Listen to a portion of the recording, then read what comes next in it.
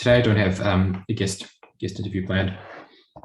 I wanted to go through a bit of a thought experiment and try to extract some ideas about what we want to happen next year overall.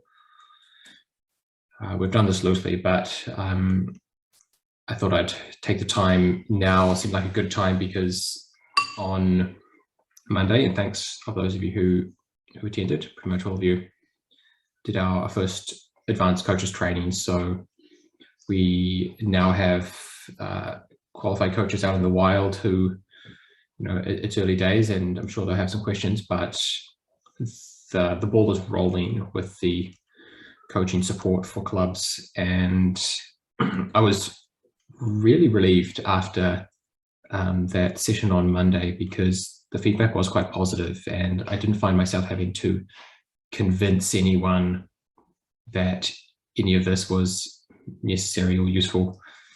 Everyone seemed to be fairly positive, and that was a big relief because the clubs have been telling me there are problems to be solved, and I had a solution, and people were, receptive to it. I would have been pretty bummed if people said there's a problem but didn't see any use in my kind of solution. So I feel like that's going to go well from now on. That's how optimistic I am. So I wanted to think more further afield, and instead of the details about who we want to get coaching support to, because every club was represented actually, or they've got in touch with me another way.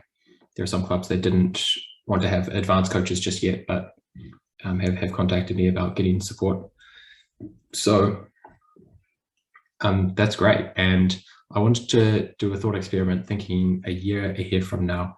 What do we want to have achieved over the next year? What do we want to see that is different about the coaching, and using the word coaching quite broadly?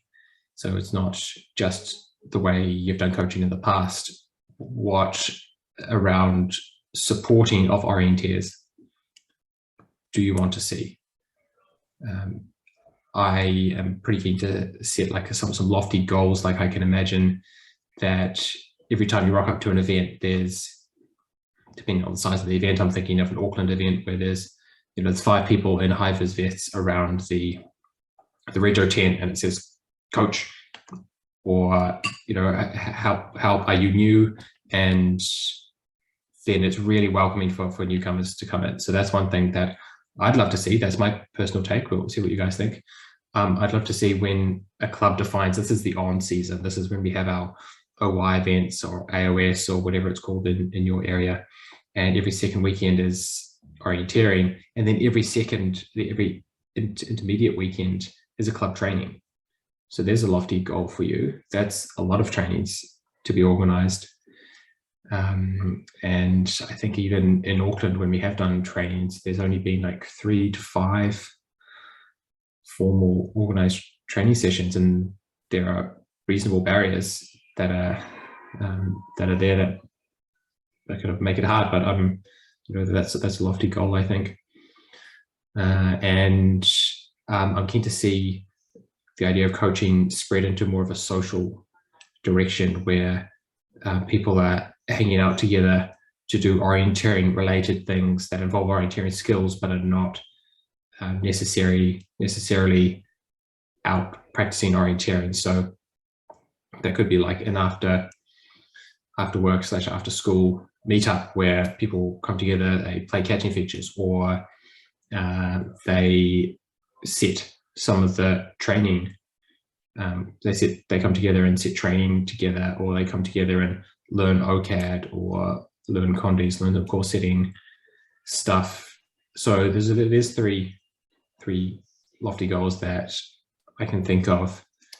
I'll leave it up to you guys now to tell me why those things are ridiculous, or what all those things are great, and we just need a few keys that we need a few problems solved, and then we can achieve those things. And or if you don't like those 3 things, what is something that you would love your club to be able to do in the general area of coaching that currently seems challenging?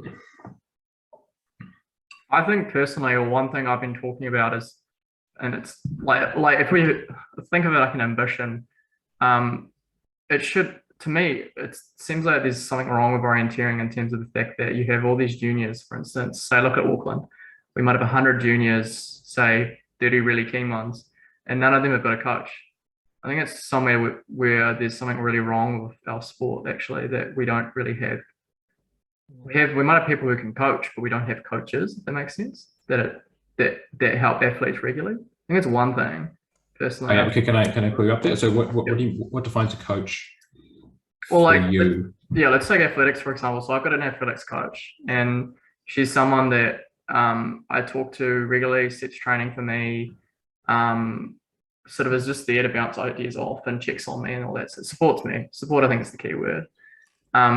When I think of like an orienteering coach, right, it's not going to be the same sort of thing, but it's things like organizing, say, a regular training on a weekend, which you sort of alluded to, having an orienteering thing on like basically every weekend when there's not an event, you have a training. But it's not just that, I guess it's also like building that relationship between that coach and, say, a group of athletes. We miss that. I think it's like the other key element. And that, yeah, so if you're talking about like where we want to be in a year's time, I think that's a direction that would be really, really good to aim towards. Cool. What about an integrated talent identification and development sort of framework that operates, say, what I'm looking at in terms of just a network across the Auckland region, which captures all the club coaches and school coaches and allocates them to someone like a group. But, we're not sort of like doubling up where there's a school coach in play and there's a club coach for the club members and they're sort of getting 2 to 1. But you've got some people that know about a potentially up-and-coming elite pathway sort of athlete, but nobody else does. How do we share that information and make sure that we're identifying these people to the right pathways and doing it collectively across Auckland, in our case, where so much of our activities are run together? But even where they're not run together, I mean, isn't that fundamentally what the coaching framework is, Gene, where you have, eventually we'll have a group of coaches at different levels that can support a wide variety of athletes? Yeah, it is loosely. I think there's a few points that Cam and Anthony's description of a few specifics there, like identifying someone who is quite competitive at a young age is not necessarily something that the coaching framework wants to do. It's not something that I personally want to do, but I know I'm here listening to the ideas of what you guys want. So currently I'd say the coaching framework is more about raising the floor than extending the abilities of the most keen. It's not anti-competitive. It's just that's not where the feedback from most clubs is that the floor raising the floor is first priority. So is that arguably a more leading towards a high performance kind of discussion and what that pathway looks like with, say, maybe the elite coaches from this framework and how that is all integrated and what that actually looks like? Possibly. So, these are new ideas. What you've just raised doesn't, like what's just been discussed, doesn't seem that out there, right? But that is actually a new idea when you come at it from that angle, because it's a new idea for orienteering. Yeah, it's a new idea for orienteering. PID, we've got so many different coaches around the place that have got a bit of information about one particular individual and they're missing bits. We don't have sort of like that integrated picture, which is more relevant to us in Auckland with the schools and club and 3 of us than I suppose it is to some other areas. But it's certainly something we can look at in a different setting if that's a different focus. Yeah, and currently, so even if there was like strong consensus on this call that should be the next thing to do, currently I couldn't do that next, actually, because the oriented strategy is to tackle those kind of those things from more of like a top-down approach. It still is the strategy as of like the last 5 or 6 years, and it hasn't exactly been that successful at pulling people out from like specific regions, like what Anthony mentioned. It's been quite good about those who are like already in the team structure, but it certainly isn't identifying people in advance to be monitored. And it's also there's not a consensus at ONZ council level that that's something that the federation is ready to be pursuing. And people pointing out what athletics does isn't really going to convince anyone, actually, because the consensus at ONZ is to grow community first. Or yeah, maybe Jenny can comment more on what actually happens, or what actually is going on at council level. But I think that's my loose understanding, is kind of growing a broader base. Whereas if you look at a lot of other sports that are quite prominent at the elite level, they actually have nothing at community level, and a lot of there's not much depth. Just elite people who have come up from like school athletics go all the way through, and that's kind of it. And so there's kind of more to the picture than just like, why is ONZ not spending heaps of money on high performance? I was struggling to unmute because I'm on the phone, but so when you were saying Jenny could comment on council, I don't think that council was against that, but you're right. But you're right that the focus, I guess, with building the community rather than sort of identifying. I think I don't think anyone's sort of against it, but it's just probably not going to get ONZ, I don't know, funding, or ONZ. So it's not lack of support, it's just not that that's where something will be directed towards, or take. But yeah, sorry, but we're broken up there, Jenny. We lost you. Oh, she's gone. Oh, she's back. So yeah, sorry, Jenny, we've kind of lost your voice there. Just to butt in quickly though, Cam and Anthony, I'm probably the voice on the council. I mean, elite rather than where I'm on council. Aaron? I was saying I've got something set up that I was working on and wanting to roll out in Auckland before COVID and stuff happened, which is essentially what you're talking about anyway. So I'm more than happy to have a conversation offline about what I've got drafted up, and if that ticks the boxes, basically. Yeah, even online, Karen, I'm quite interested to see what comes up, because there's we need to make sure we're really clear that just because ONZ is not interested in something, firstly, it doesn't mean that they're I definitely wouldn't say ONZ wasn't interested in supporting elites or anything. It's just that there's resources and people time and trying to focus on too many things at once and all those kinds of issues. So the focus is on building the kind of the base, let's say. But it's definitely wouldn't want to get the impression to anyone that developing individuals or anything like that was not interested in it. I think they're definitely interested. Michael, I'll get you in a second. So I'll just finish what I was saying. So yeah, exactly what Jenny said, and that's also quite distinct from what we can do here in terms of creating like bottom-up movements within regions and within clubs to actually achieve what the people in those regions want to happen. And personally, that's my personal approach, because if it does happen from a bottom-up level, then it's definitely sustainable. It's got the depth behind it, and we've seen that with regions that have universities. When you get this big groundswell of keenness amongst the young people, it hangs around quite a while, and you can actually get quite a strong competitive culture without ONZ having to do anything. And so you're not reliant on ONZ, and you're not so basically you're not reliant on ONZ. It's actually sustainable. Michael. I thought that there used to be a Orienteering New Zealand, like a document around that sort of pathways from junior to elite orienteering. I vaguely remember Tom Reynolds doing something or something along those lines. And Orienteering Canada's got a very good lot of publications around that sort of pathways and supporting athletes, identifying talent, etc.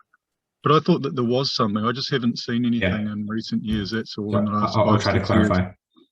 There is a high performance plan, and it does involve a progression from junior elite to these regional camps, which was the initial plan. That didn't take off. So my point would be, Gene, is how do I think what's being identified here is how does the coaching framework integrate into the high performance framework, and how can the two support one another? I think that that's probably what's being raised. Yep, currently they don't make contact. No, if they could talk to one another, the two strategies, it would be good. Yeah, so currently I'd say they don't make contact, and they don't even really overlap yet. This regional coach thing, regional training groups thing would have been the closest thing to overlapping with what the coaching framework is kind of is, but that thing just didn't really take off. So yeah, Alison or Jeff? Oh, just the shape of the framework has the elite coaches. So, I mean, it has every opportunity to evolve into something that does support high performance, presumably. It just hasn't had that chance to evolve yet. And, you know, it probably needs to start down rather than up. And the other thing I was going to say is there's sort of, I mean, the clubs are larger, but like individual schools in the Auckland area have had some number of them have had sort of it's almost like a microcosm of a club where you've got a range of students of ability from ranked beginners to ones who are actually really, really good. And so the people who are involved with coaching in those institutions will end up developing experience at you know, dealing with the top ones as well. So there's sort of, I guess, practicing at that level, but not necessarily at the club level yet. No, just my thoughts.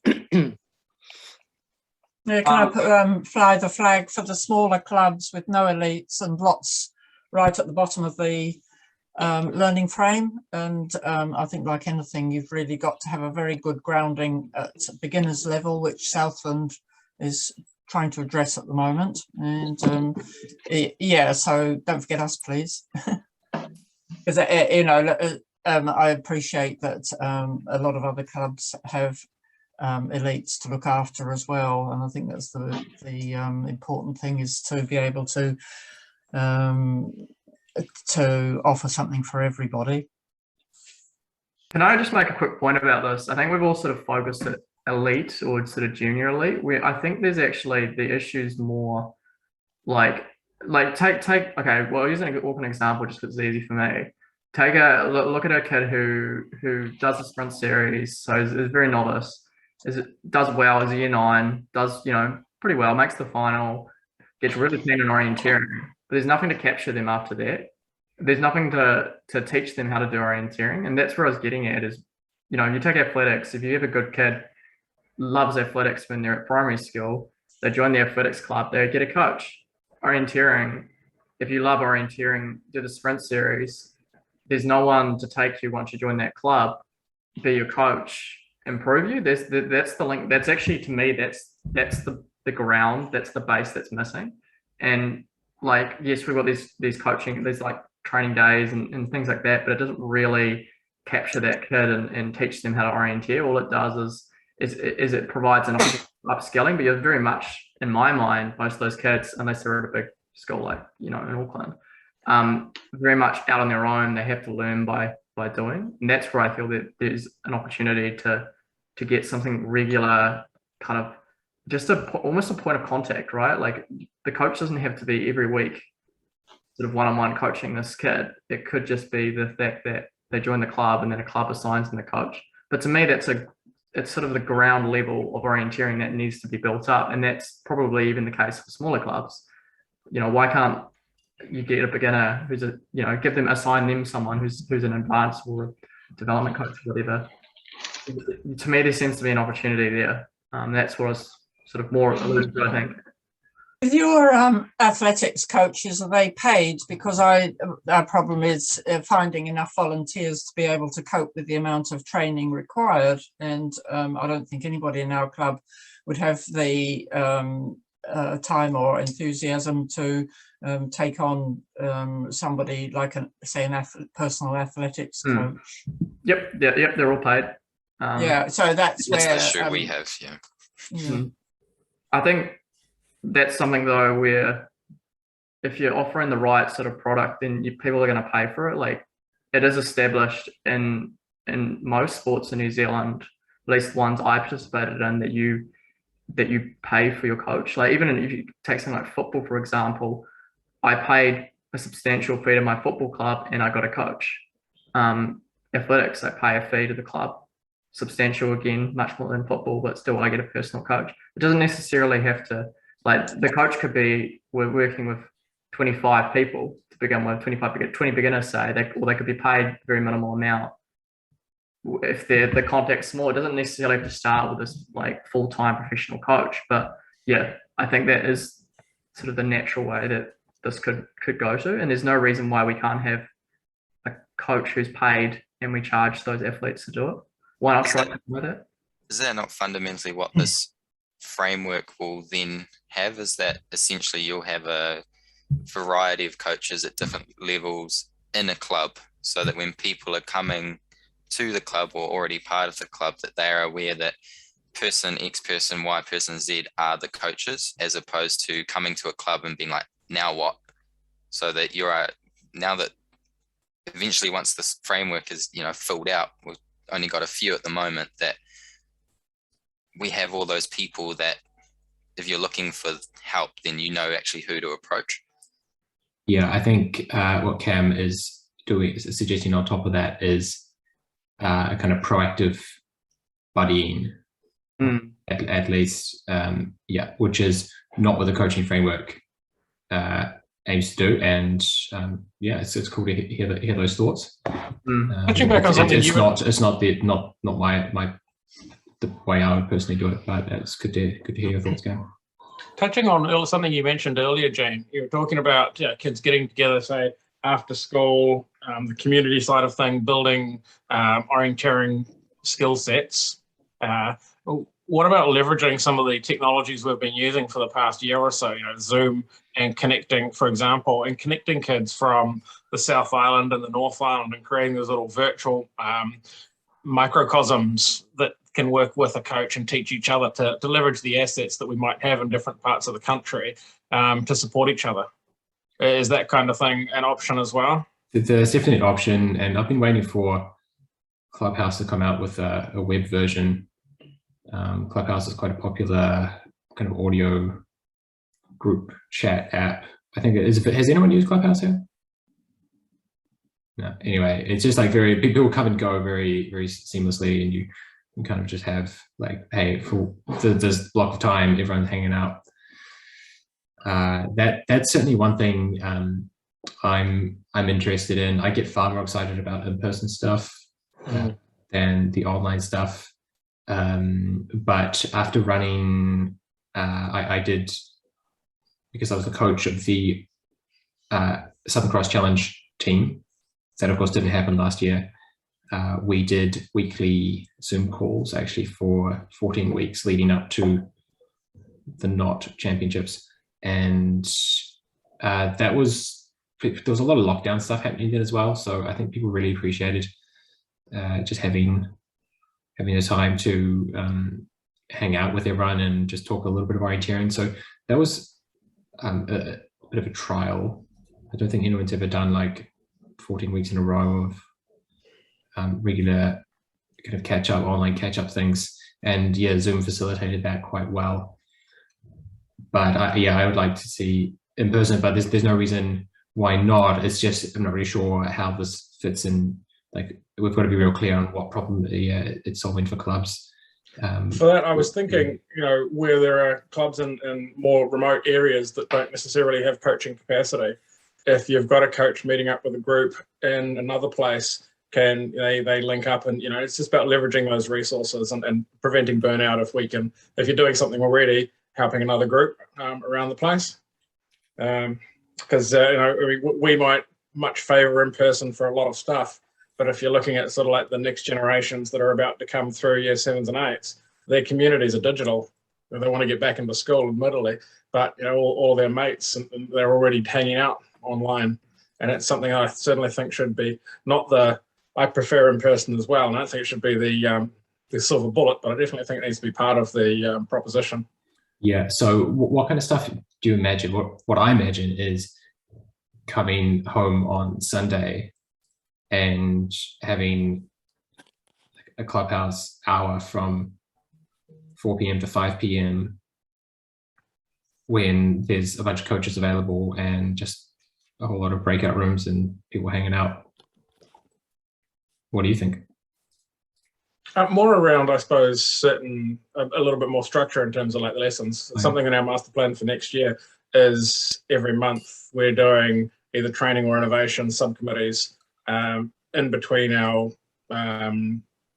administrative sort of monthly meetings, looking at some of the other things you were talking about earlier in terms of teaching new technology applications or setting or whatever the skill might be of the day, but also just focusing on innovation of orienteering products. So we've got that in the mix as well. And that would be probably more digital because Auckland's just a beast of a place to try and travel across in the evenings and to get somewhere, especially when you've got families being drawn in so many different directions. Cool. I think I hear you there. And yeah, that's something that I've got noted down and could be something that adds value and could be something that's, as I saw with the schools group, worked really well as long as there was a decisive leader to stick to the schedule, and that seemed to work quite well. Jenny? Yeah, well, that virtual club rooms thing has been an idea that I've been trying to start. I hope it will work, but mostly it's just been lack of energy on a Sunday, really. I haven't even gone as far as, but I thought that could work quite well. I thought it would probably work with having both, so you could join in or you could be there eating pizza or something. So there was both options for people, and you had the Zoom, and to talk. And yeah, I think the breakout room type coaching was what Carson and I have been trying to do with juniors. Well, juniors here, trying to talk to them about. I have tried to do it a little bit at events, have a coach come and talk afterwards with your coach a bit years ago. I tried to do it. It mostly turned into people coming to moan about something that went wrong on one leg rather than kind of the more productive thing I had hoped for. Is, I realized that I need to work on my X or Y. It was, the mat wasn't right here and that's why I lost all this time. And it's like, come on, you're always going to blame something else, you're never going to get better. But anyway, so I feel it will be something. All of the things you suggested, actually, I was Kaya was driving at the time when you were suggesting the things, and all of them I was sort of like sort of jinx. That's something that I have been. So when your lofty goals were pretty much all lofty goals that I've been thinking about as well, trying to get going. Cool, including like having, what about like a midweek? Meetup? Well, I guess someone can all clips. Yeah, Kieran or Jeff. Do you guys still do those evening?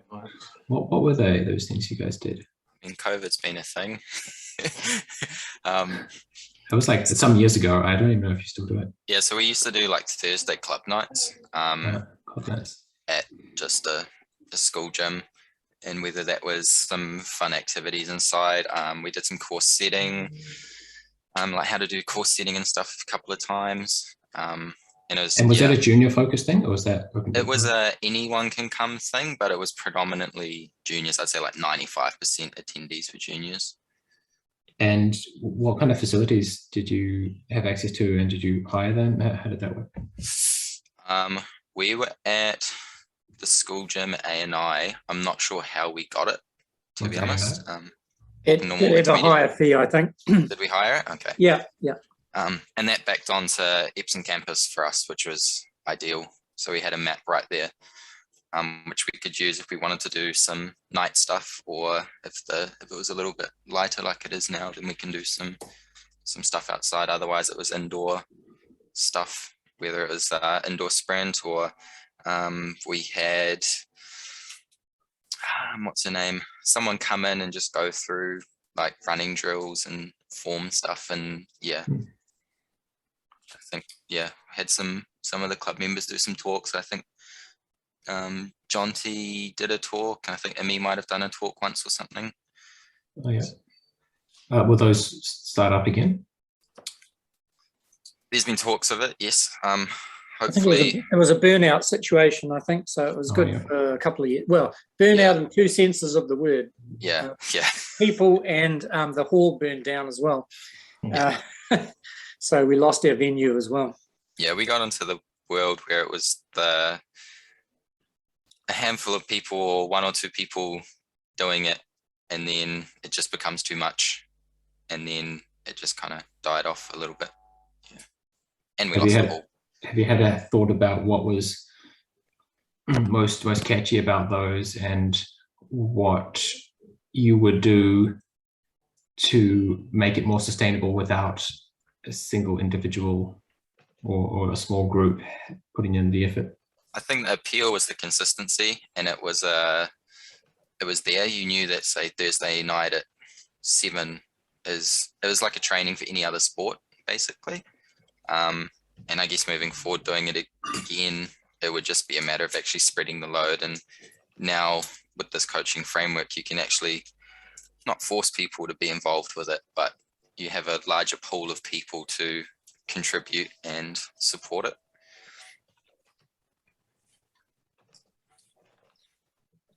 Yeah, that's quite cool. Kieran, did you want to touch on that race debrief form that you shared a week or so ago? That might be a useful self-reflection analysis tool, which would help people work more effectively with a coach at an event or something like that, and avoid sort of what Jenny was touching on with, it becoming a bit of a whinge fest at the end of a bad race. If I think that's a really useful sort of structured tool that we could use in clubs more. Mm-hmm. I don't have it on me. I'm not prepared. So essentially what it was is I put together, it's essentially a spreadsheet where you just go through each leg, and there's check boxes where you go through and you basically think about what you did in each leg and identify where you went wrong, what you did well. And it's basically, the idea initially why I created it was going to World Schools and doing training with the kids, so that at the end of a session or end of a race, they could fill it out. And the idea was that if they kept making the same mistakes or doing things well, that we could identify their strengths and weaknesses and then work on those weaknesses moving forward at trainings. And I kept a little record of them when they filled them out.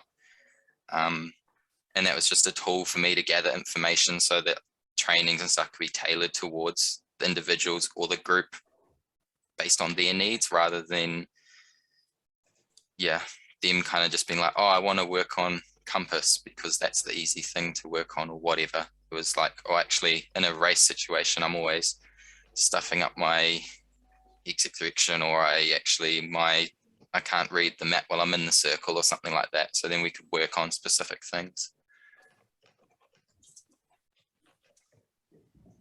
Cool. Jumping back to Michael.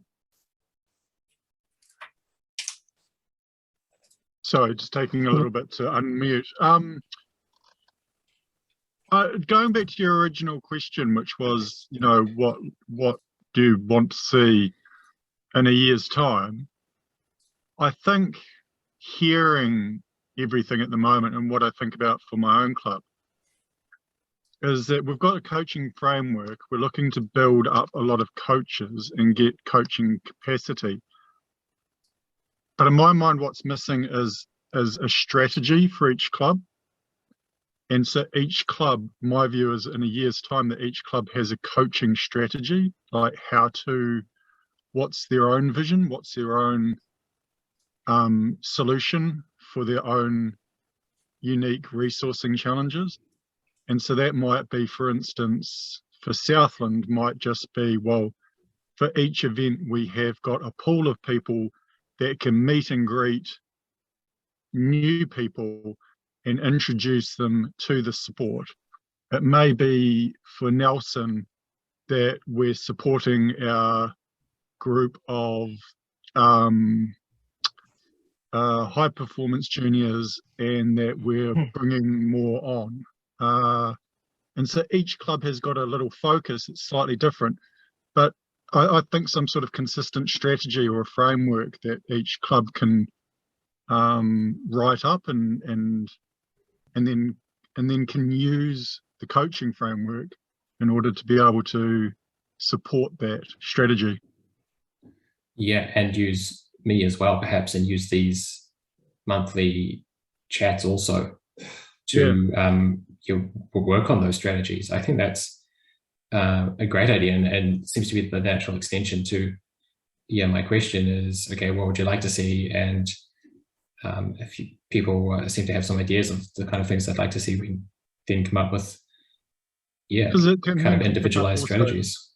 So, because then it can also pick up on the likes of, say, what Cam's saying about, new people who have been picked up as being, with talent, is assigned to coach in the Auckland region with the Auckland clubs, whatever it is. So they're looking at that, and that might be a couple of steps well in advance. But for instance, there might be a South Island wide equivalent where it's not necessarily the clubs working, but it might be another tier above that, which is supported by yourself and a group of elite coaches. So if there is a really good person, say from Southland, which Sally's like, oh my God, this person, you've got to see this person. They can run around this course in a ridiculous amount of time and they just know what they're doing. Then that person can go into a framework that's beyond their club. Yeah. I really like that idea, Michael, because I think we have to realize with this that different regions, different clubs have different, I guess, things they're trying to do, or different goals. I think is the key there. And to me, it seems like the next natural direction of this coaching framework is figuring out how this actually delivers on, I guess, the goals each club has. So a strategy of how to actually utilize the framework. Because I feel like this is something I feel like with discussions I've had with other people in Auckland about this, is we all sort of see, I think every club will see a different way in which they want to utilize the framework. I don't think the framework is necessarily it leads to the same approach for each club. And I think that's the key to acknowledge, is that each club is going to have a different way to utilize it. And ONZ should be enabling that, I think. That's what I see, but yeah. Absolutely. I think that's well said. Cool. Okay.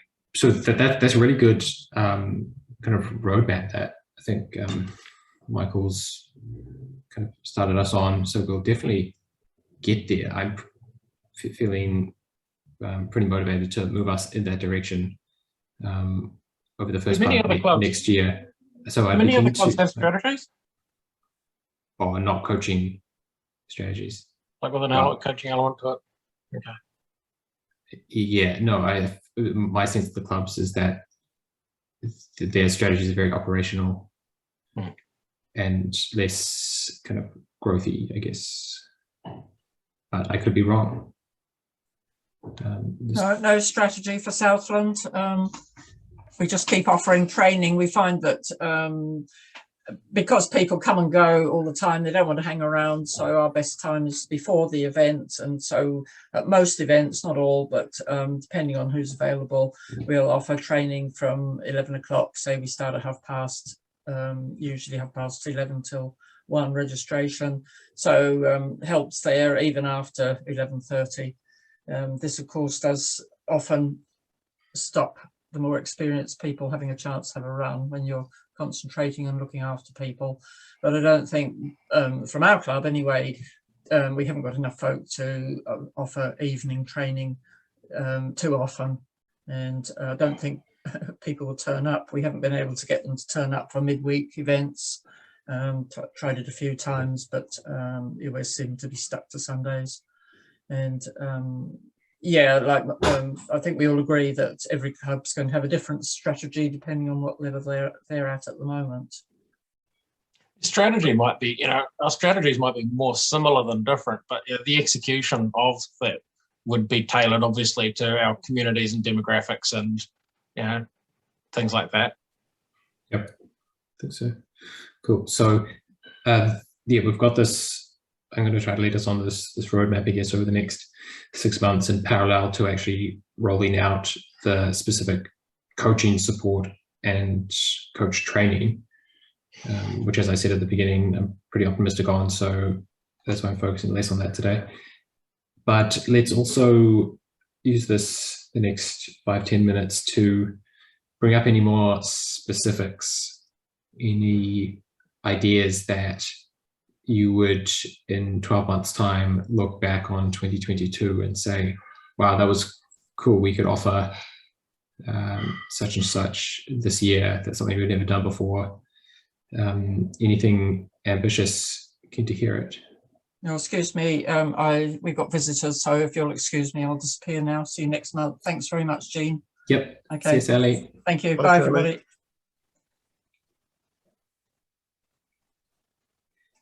Yeah, anyone with any lofty goals that haven't been tabled yet?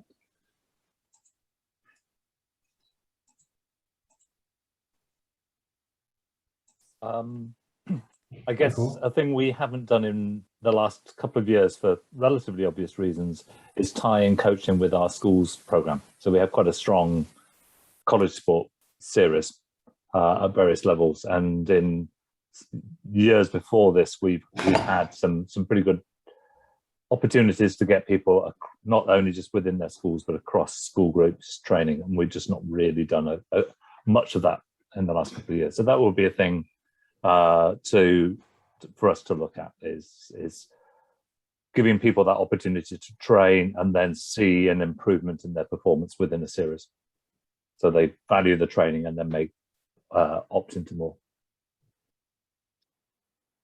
Cool. And how would you kind of envisage packaging that so that it's most appealing to,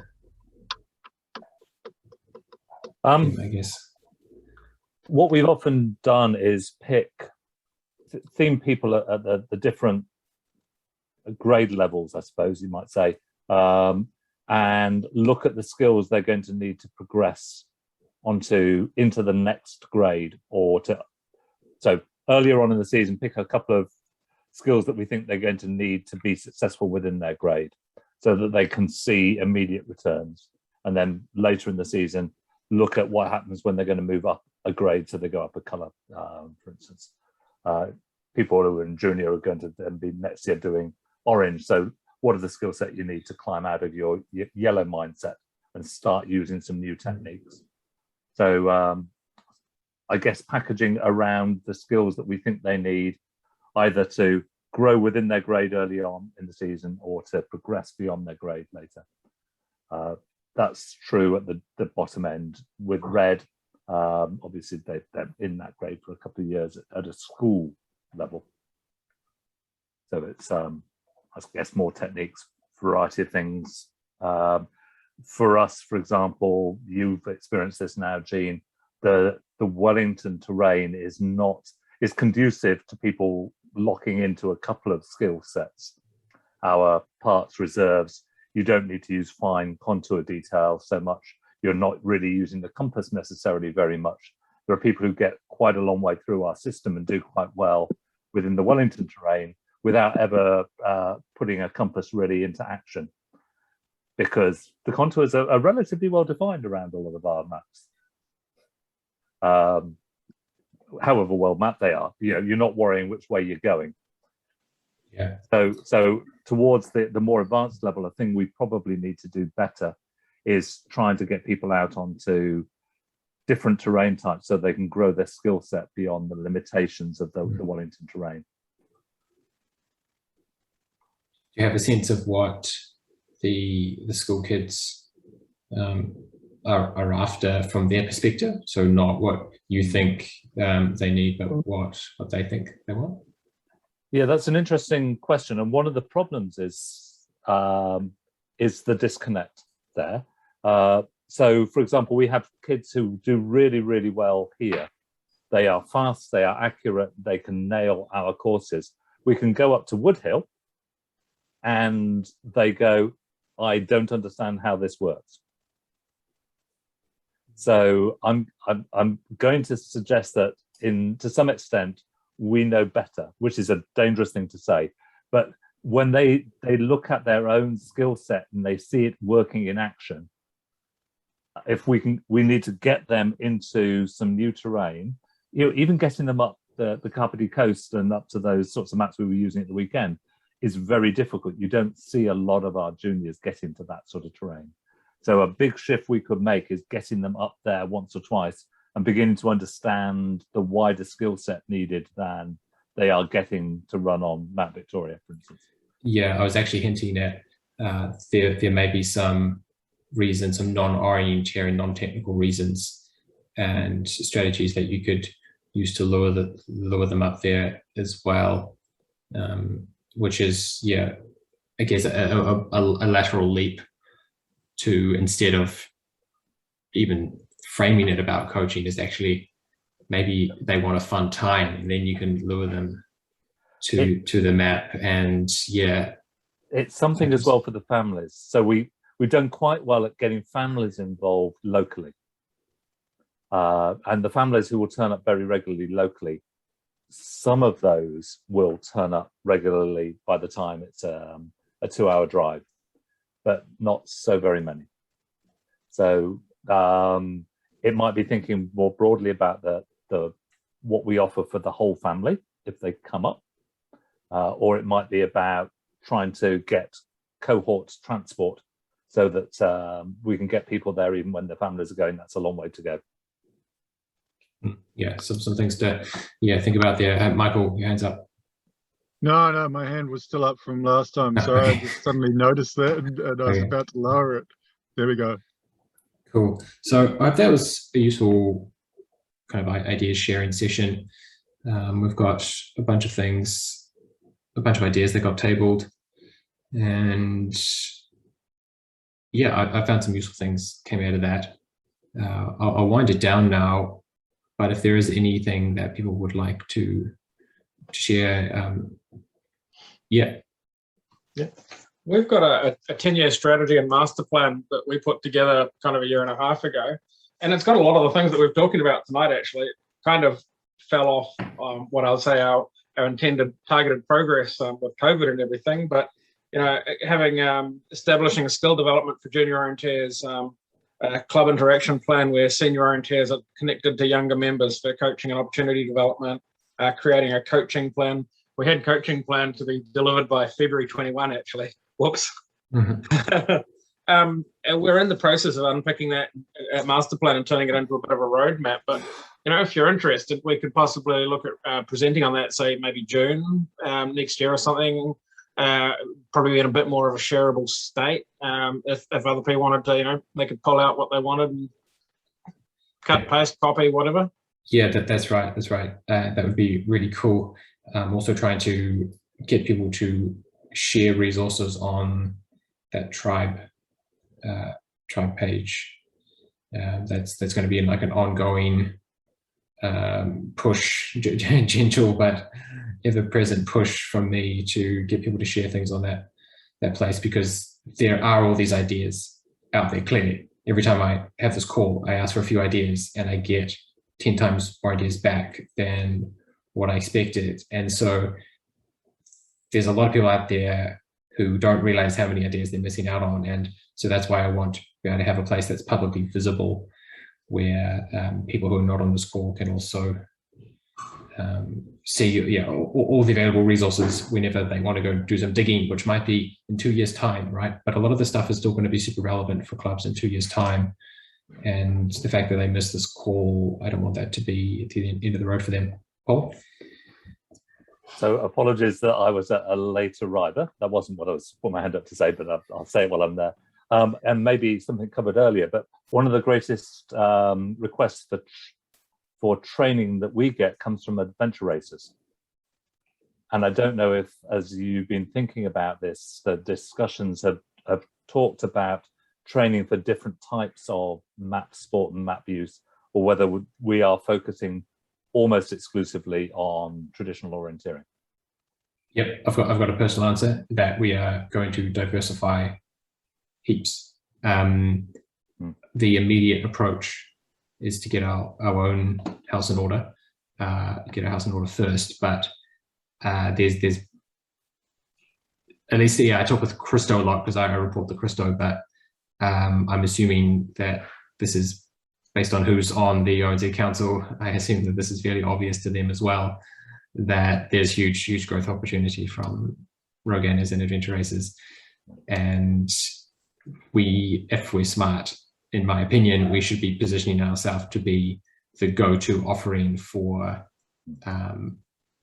running many events, but definitely coaching. We should be, we are so overqualified to be the only game in town in terms of offering navigation, sports, training, and coaching. So that's very clear to me, and I'm fairly confident we'll get there. And I think a number of clubs that have run Rogaine stuff, that the money has also talked when it's obvious that they should move more in that direction, because it basically bankrolls the rest of the season just holding a few Rogaines at the start.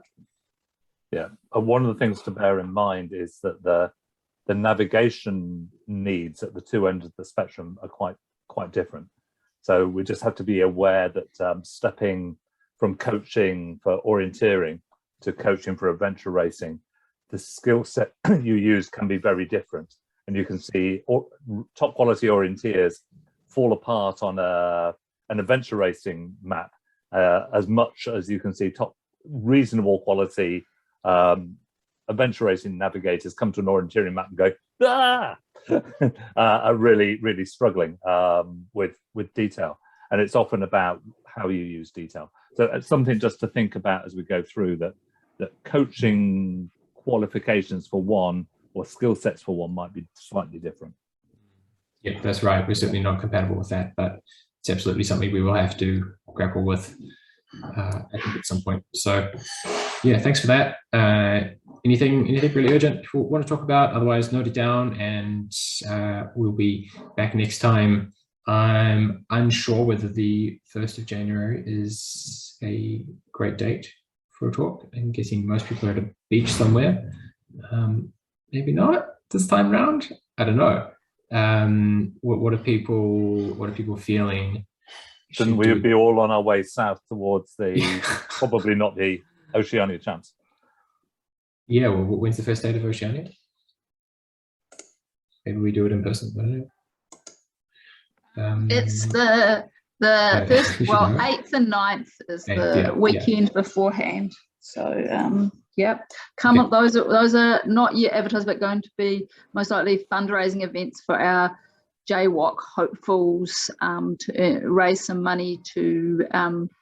So there was going to be events around Marlborough Nelson, but they're no longer offered. But instead, we're planning to have some in Christchurch in the weekend before the actual, not the Oceania events start. So these are lower key events in the weekend, which will be fun and cheaper and fundraising. And then the actual Oceania ones start on the Monday with the sprint. Cool. Okay, so there's certainly time. I don't. This first is holding it on the night of the 1st. Done. Hands up. The thumbs up. Thumbs down. Okay. Can you use these? On the night of which? the first, since I've chosen this to be the Saturday night night. of the isn't it? Oh, I see. I'm sorry, on the 1st of January, not the first event of. No, I don't no, think we 1st of should do it January. on the 1st of January. Yeah, but I'm I seeing can't find thumbs the down. thumbs. That's cool. I can't find a thumbs down. I could give you a love heart. Oh, Jane. I've got some physical thumbs I could down. cry. Yeah. Yeah. Okay. So I think yes. I must That's never do good. thumbs Joy. down. So apparently. do we deserve a month off and we just pick You it guys up got on the lives 1st or of something? February, or do we really want something in January, and you want to move it to the I think that second a week? month off will probably be all right, Yeah, Tim. with that other would be my things. vote. Let's get Yeah. some more thumbs up, or let's say the thumbs up for February and thumbs down for January. February, I see some February. Seeing February's all right. Yeah. Yes, we worked hard. We deserve a month off. I think that's cool. That's kind of Yeah, you've worked hard, Jean. That's for sure. Yeah. Yeah.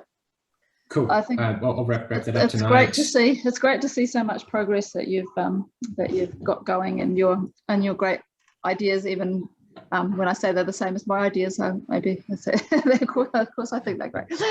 But yeah, no, it's really good. Yeah, and I also haven't come up with these ideas in isolation. Obviously, there's plenty of other people who have given these ideas to me as well. Cool. So I'll see everyone for this meeting in February the 1st, and look forward to seeing whoever is around in the South Island. Yeah, please come, and also it will be great to see some entries, because that will encourage the planners and things who are feeling a little sad there's not many entries. But Yeah. I know, because I'm always one who enters on the last day, because I can't decide what grade I'm going to enter until how many different entries I've got. So I wait to see what other grades other people have entered and all those things. So I keep saying no one ever enters till the end. But anyway, if you are coming, yeah, you can change your grades. I can do that for you. It would be nice to motivate our planners with some more entries. Cool. Go into, guys. Yeah. Bye. Thanks again.